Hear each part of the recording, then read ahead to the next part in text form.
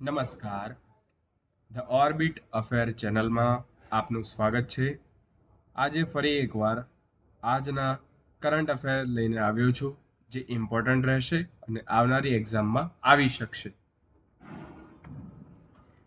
ઇતિહાસનું સૌથી સફળ launching LVM-3 દ્વારા કયો ઉપગ્રહ લોન્ચ કરાયો?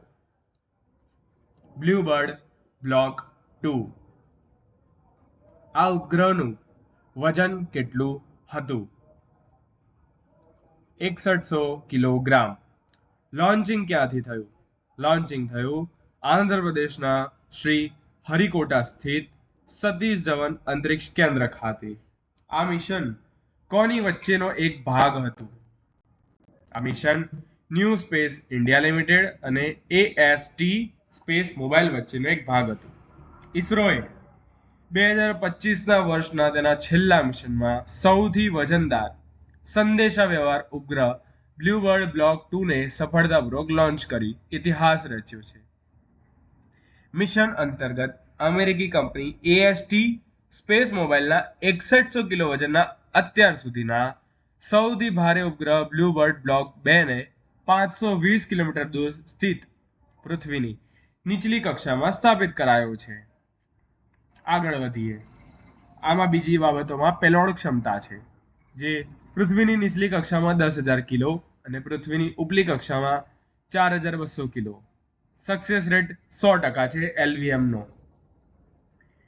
વિશ્વની બીજી સૌથી મોટી સોલિડ મોટર S200 દ્વારા સંચાલિત છે. 2025 સ્ટાર્ટઅપ્સ માટે નિર્ણાયક રહ્યો. વર્ષમાં આ દેશમાં 44,000 નવા સ્ટાર્ટઅપ્સ ઉમેરાયા.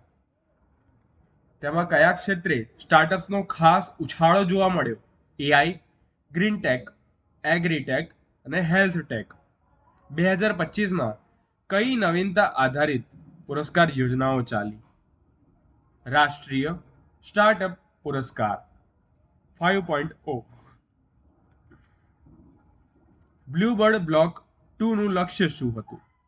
520 કિલોમીટરની ગોળાકાર ભ્રમણ કક્ષા.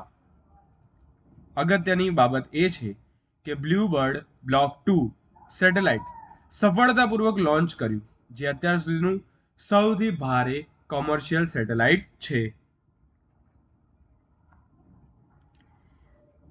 જો તમે આ વિડીયો પહેલી વાર જોઈ રહ્યા હોય તો હું current affair, geography, history, space technology, Gujarat culture અને કોન્સ્ટિટ્યુશન રિલેટેડ પરીક્ષાલક્ષી વિડીયો બનાવું છું.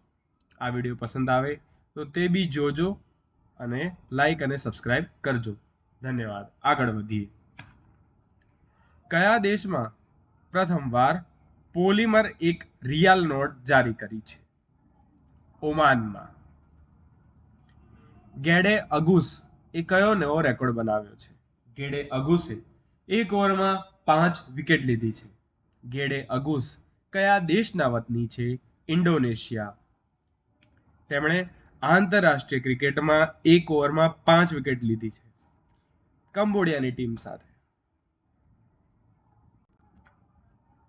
ઘોસ્ટ પોસ્ટિંગ એટલે શું?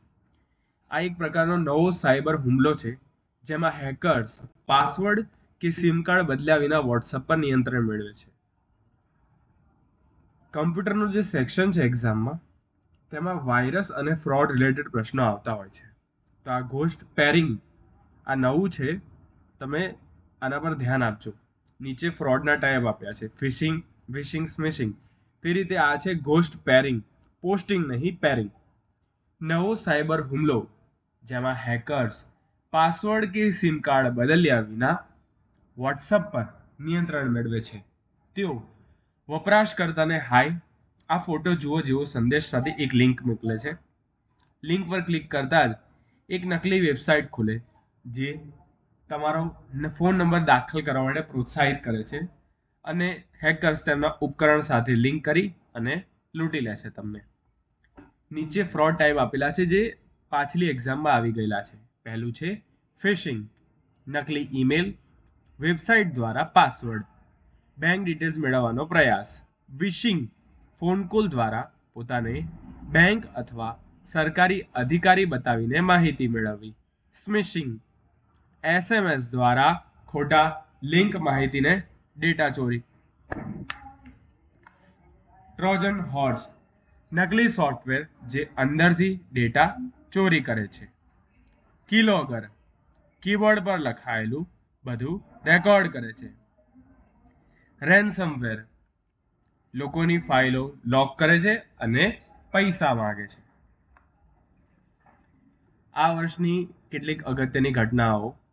પહેલગામમાં હુમલો કઈ તારીખે થયો અને કયા સંગઠન દ્વારા? હુમલો થયો 22 એપ્રિલના રોજ.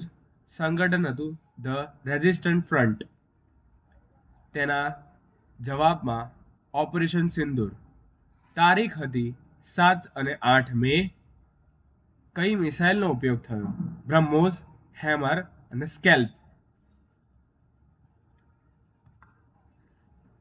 અમદાવાદમાં જે વિમાન ભડકે બળ્યું હતું તેનું નામ શું છે? બોઈંગ 787-8 ડ્રીમલાઇનર. કયું રાજ્ય ભારતનું પ્રથમ રોલિંગ બજેટ રજૂ કરશે? મધ્યપ્રદેશ.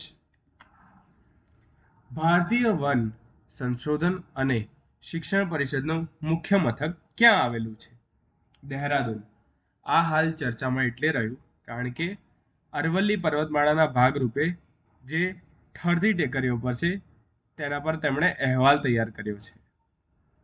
ભારતીય વન સંશોધન પરિષદ ભારતમાં વન સંશોધન અને શિક્ષણ માટેની સર્વોચ્ચ રાષ્ટ્રીય સંસ્થા છે. શૂન્ય કચરો મોડલ પર આધારિત ભારતનું પ્રથમ અદ્યતન ઈ વેસ્ટ પાર્ક ક્યાં સ્થાપિત થઈ રહ્યું છે? હોલંબિકલા, દિલ્હીમાં. ઇમ્પોર્ટન્ટ છે. અદ્યતન ઈ વેસ્ટ પાર્ક હોલંબિકલા, દિલ્હીમાં. કયા દેશે તાજેતરમાં H1B વિઝા માટેની રેન્ડમ લોટરી પદ્ધતિને બદલે પગાર અને કુશળતા આધારિત પ્રાથમિકતા પદ્ધતિ અમલમાં મૂકી છે? સંયુક્ત રાજ્ય અમેરિકા. 20મો પ્રશ્ન. ગ્લોબલ ચેસ લીગના ત્રીજા સંસ્કરણનું ખિતાબ કઈ ટીમે જીત્યું છે? Alpine SG પાઇપર્સ. ગ્લોબલ ચેસ લીગનું ત્રીજું સંસ્કરણ અલ્પાઇન SG પાઇપર્સે જીત્યું છે. ભારતીય તટરક્ષક દળે તાજેતરમાં ગોવા શિપયાર્ડ લિમિટેડમાં કયું પ્રથમ સ્વદેશી રીતે ડિઝાઇન અને નિર્મિત પ્રદૂષણ નિયંત્રણ જહાજનું કમિશન કર્યું છે? સમુદ્ર પ્રતાપ. ત્રીજા સંસદ રમત મહોત્સવ દરમિયાન ઉપરાષ્ટ્રપતિએ યુવાનોને કયું મુખ્ય આહવાન કર્યું? હમણાં ડોપિંગના બહુ કિસ્સા આવ્યા છે તેથી નશીલી દવાઓને ના અને રમતોને હા. આ હતા આજના કરંટ અફેર્સ. પસંદ આવ્યો હોય તો લાઈક કરજો, સબસ્ક્રાઇબ કરજો. ધન્યવાદ.